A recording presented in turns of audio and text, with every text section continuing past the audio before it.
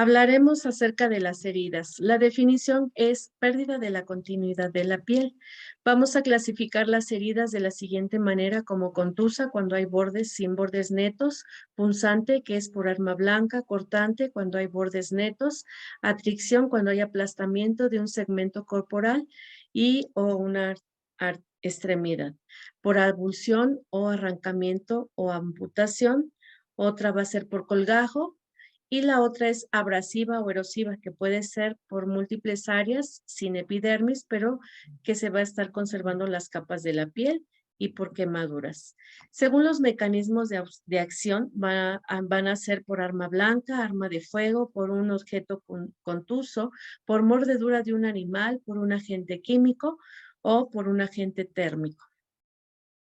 Según si existe un compromiso de otras estructuras, vamos a ver que van a ver simples cuando no hay algún compromiso, pero complicadas cuando hay compromiso en cuanto a vasos, nervios, cartílagos o músculos, como vemos en la imagen. Según la pérdida de la sustancia, cuando no la hay y cuando lo hay, como en esta imagen que estamos presentando. Según si se penetra con alguna cavidad o compartimento, vamos a ver los no penetrantes y los penetrantes como vemos en la imagen, ya sea a nivel cervical, torácica o abdominal. Vamos a ver también que por el grado de contaminación se van a clasificar en heridas limpias, limpias contaminadas, contaminadas y sucias.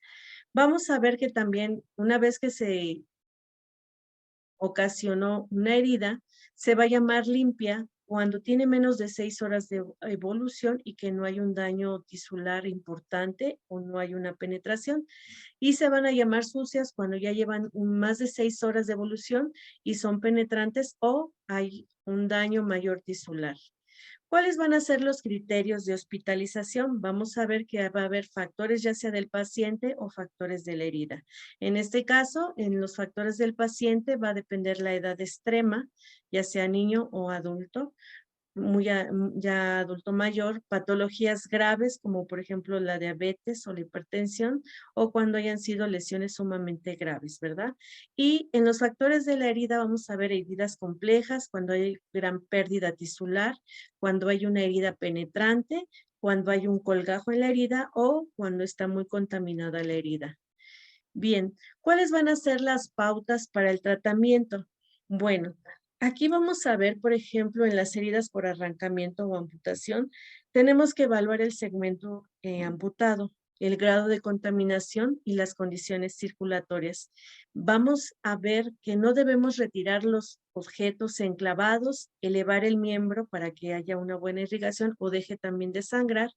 Vamos a controlar la hemorragia para evitar un estado de shock hipovolémico por la pérdida excesiva de sangre.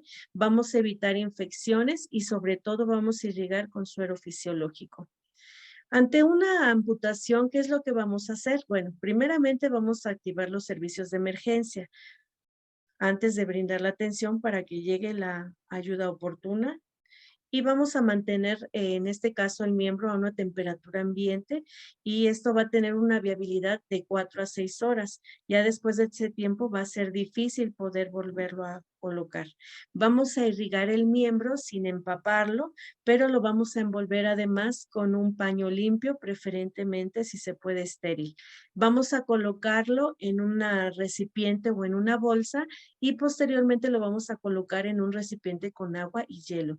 Lo debemos entregar a la autoridad o al cuerpo médico, vamos a vigilar el dolor, vamos a tratarle de dar el apoyo psicológico y se le va a trasladar de manera inmediata a un hospital. Y aquí vemos cómo se ha podido reconstruir esa mano.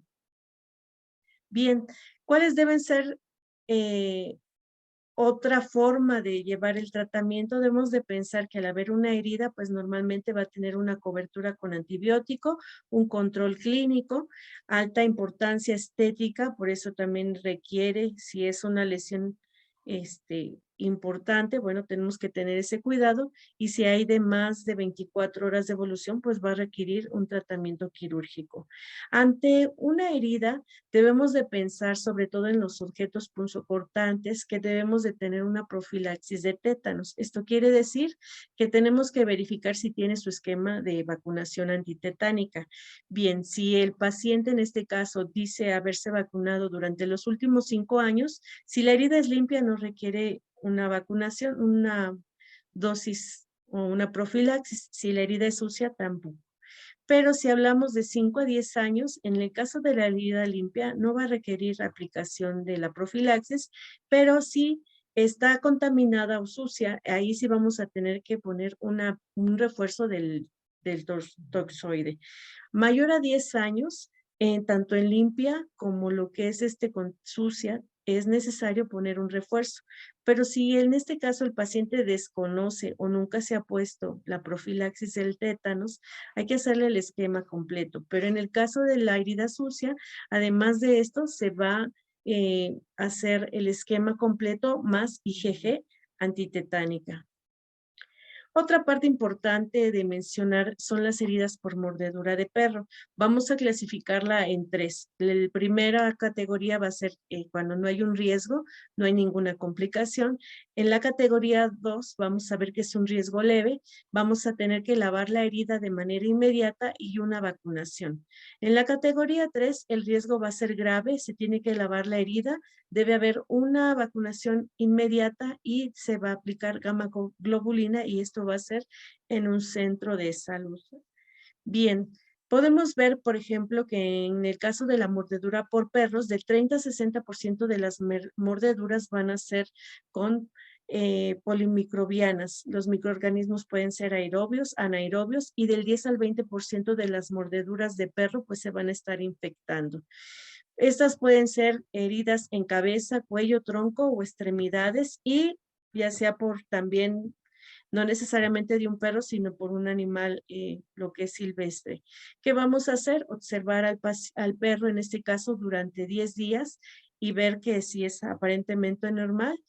Y en el caso de que veamos que el animal es sospechoso, se va a aplicar una dosis cada 24 horas por 6 días, la profilaxis de la rabia. Se va a observar al animal, si hay una observación positiva, se va a aplicar una dosis de refuerzo el día 21 o a los 90 días. Y la aplicación puede usarse en menores de 6 años en embarazadas. La vacuna se presenta en 2 mililitros y ya sea que es dependiendo de la edad, se va a aplicar de manera subcutánea en región deltoides, subescapular, periumbilical, interescapular. Bien, ¿qué es lo que vamos a hacer ante una mordedura de perro? Bueno, se va a lavar la región con abundante jabón o en este caso agua a chorro durante los primeros 10 minutos. Se va a frotar con suavidad para no producir un traumatismo o los tejidos o al contrario, para no hacer que esos microorganismos entren al tejido, debemos de tener mucho cuidado, por eso la importancia de irrigar. Y bueno, se puede utilizar agua oxigenada, tintura de yodo o solución acuosa de amonio cuaternario. Pero finalmente lo que debemos hacer es irrigar, llevarlo inmediatamente a la unidad de salud más cercana. El médico va a ser el que va a determinar el riesgo y también el protocolo a seguir. La atención de manera inmediata después de la exposición va a prevenir síntomas y la complicación que sería la muerte. Se indicará si es necesario la aplicación de la vacuna antirrábica humana dentro de, en este caso, en el sector salud, con la atención adecuada. ¿Cuáles van a ser el cuadro clínico que debemos vigilar? Bueno, que no haya fiebre, que no haya dolor radial en los sitios donde fue la mordedura, que no haya fotofobia, en este caso, molestias ante la luz, que no haya una angustia excesiva, que no sienta parecias, o que tenga ausencia de movimientos voluntarios, que no haya hidrofobia, quiere decir que tenga fobia hacia al agua, en este caso bebidas las bebidas van a producir espasmos involuntarios en la laringe y bueno, vamos a ver una deshidratación, parálisis, delirio, convulsiones y muerte como la complicación más a la que no se pretende llegar, se pretende evitar. Bien, ahora es importante valorar y vigilar las heridas. ¿Qué es lo que va a ayudar a que a una herida rápidamente cicatrice? Bueno, tiene que ver el estado inmunitario, las cifras de glicemia, la hidratación, la nutrición, bien, concentraciones sanguíneas, el dolor, el aporte de oxígeno y el estado vascular y la edad del paciente también, y la causa de la herida. En cuanto al estado inmunitario, bueno, si el paciente es VIH o de alguna manera tiene algún tipo de cáncer y está tratado ya sea por el cáncer, artritis o un paciente con trasplantes, normalmente ellos les manejan medicamentos inmunosupresores y entonces esto va a provocar que pues de alguna manera cicatrice de manera más lenta. Los corticosteroides también van a afectar y en este caso enfermedades crónicas, pues de alguna manera los hace más susceptibles a infecciones o a retraso de cicatrización, como en el caso de los diabéticos. Hablando de ello, bueno, vemos que la concentración normal de glucosa debe ser menor a 100 en ayuno y posterior a una comida, 140, hablando de las primeras horas. ¿Cómo esto puede alterar la cicatrización? Bueno, la función, los leucocitos son importantes para prevenir la cicatrización. Entonces, cuando hay una concentración sanguínea mayor a 100 miligramos de glucosa, va a alterar la cicatrización porque va a alterar la función de los leucocitos. El estado de hidratación también nos va a permitir una cicatrización adecuada. Sin embargo, la deshidratación va a alterar el proceso y va a ser más lento el metabolismo. Va a disminuir la turgencia, la plenitud de la piel y esto se va a hacer vulnerable a nuevas heridas o lesiones. El estado de nutrición también tiene que ver mucho. Si tanto hay si en este caso hay bajo peso o hay obesidad por exceso de grasa, también va a retrasar el proceso de cicatrización. Las concentraciones sanguíneas tienen que ver, y en este caso en especial la albúmina.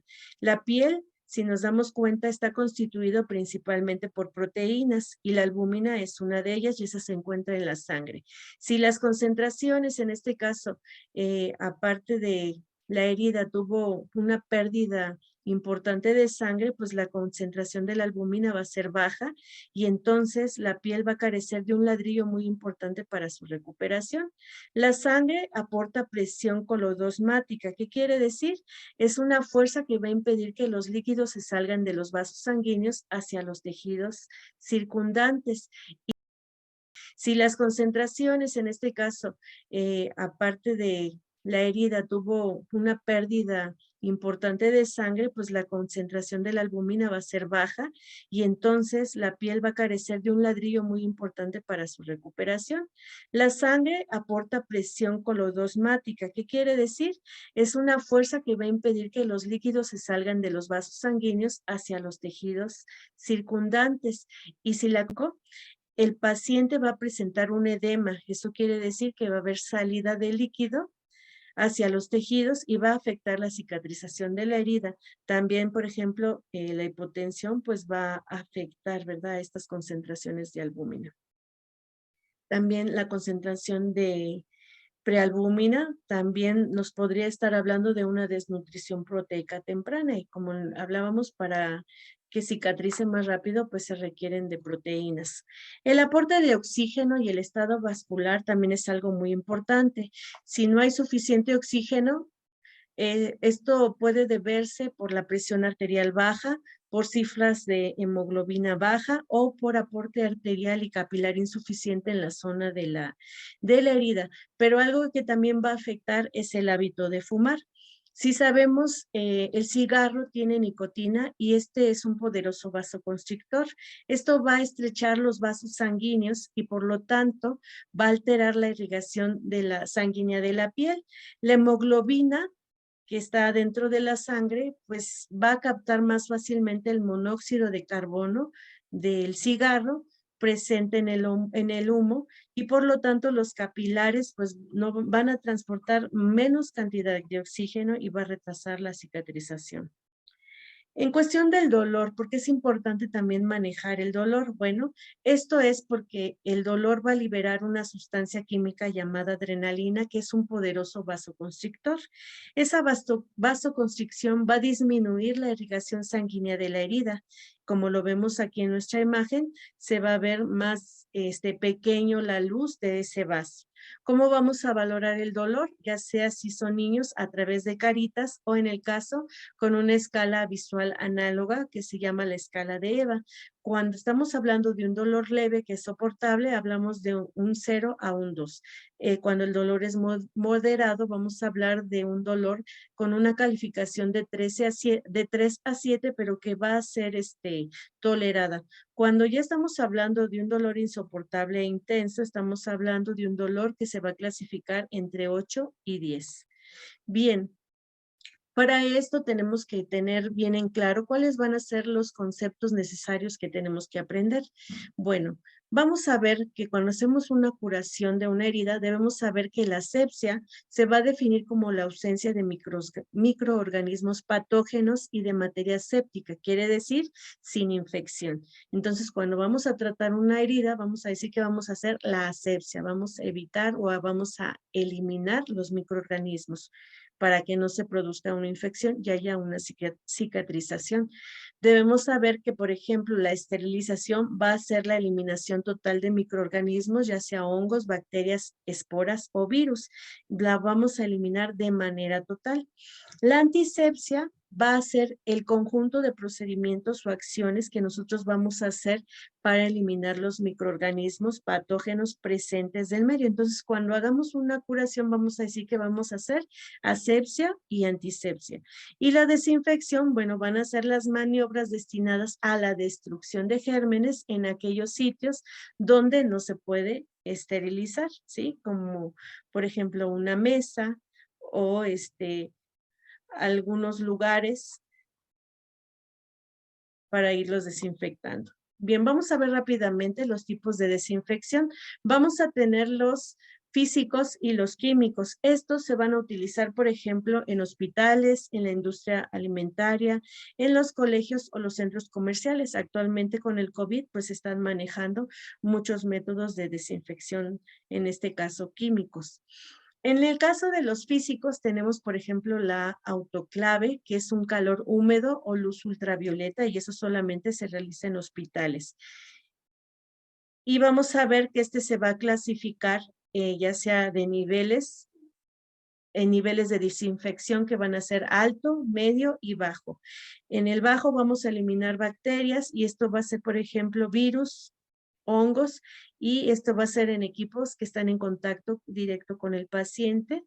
En el nivel de desinfección medio vamos a ver que va a eliminar esporas, hongos y virus, pero se utiliza la desinfección del equipo médico, por ejemplo, endoscopios, rayos X, desfibriladores. Y en el nivel bajo vamos a ver los suelos, paredes y los techos.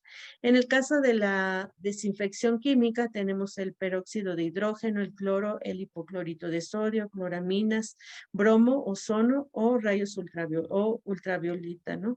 Y esto pues lo estamos viendo también que actualmente pues en la casa llegamos a manejar alguno de ellos. Otra parte importante que debemos de conocer es el lavado adecuado de manos.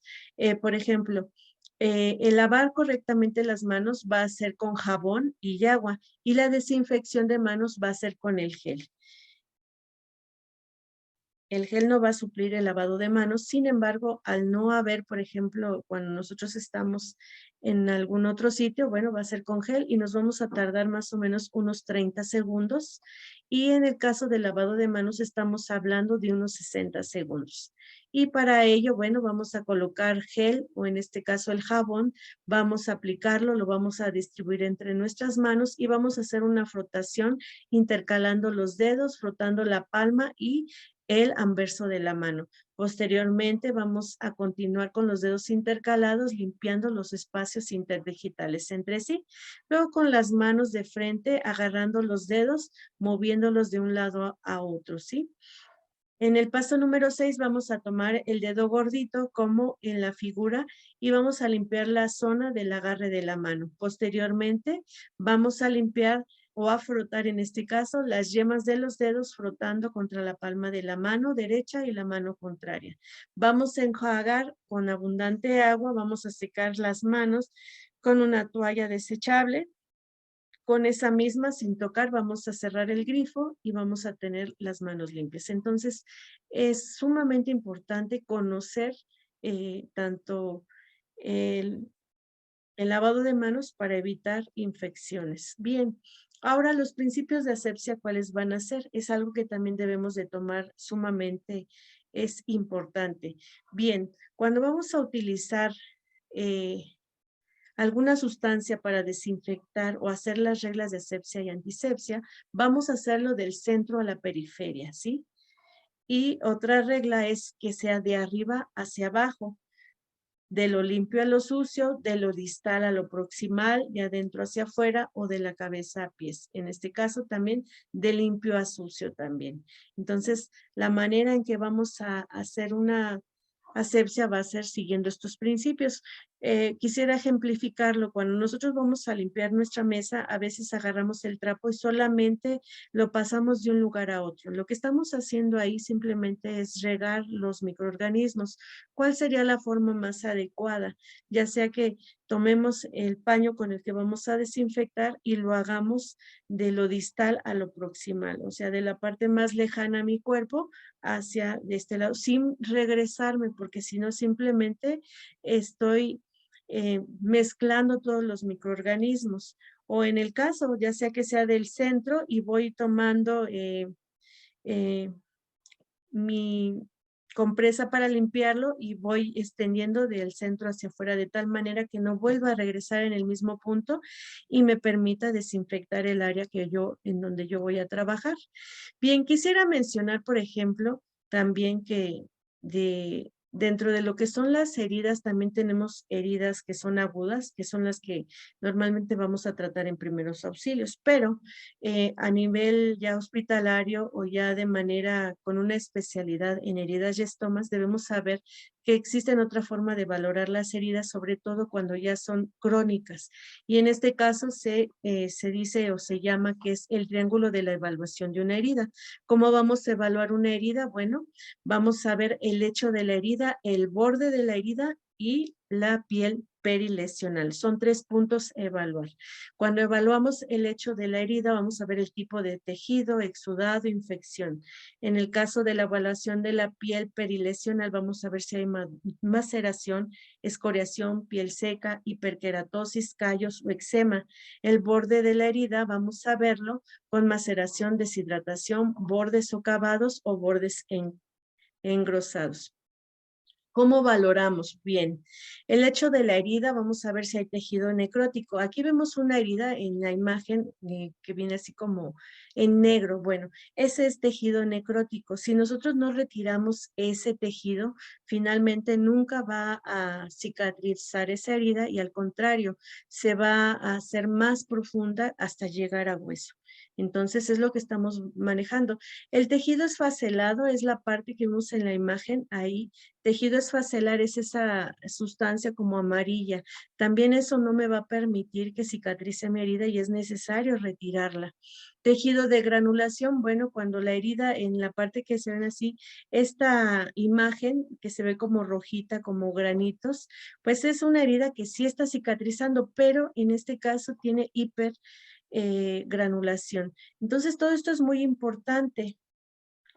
El exudado también, qué cantidad, si es mucha, si es poco, qué tipo de, si está saliendo con sangre, si es purulento, si es seroso, si es denso.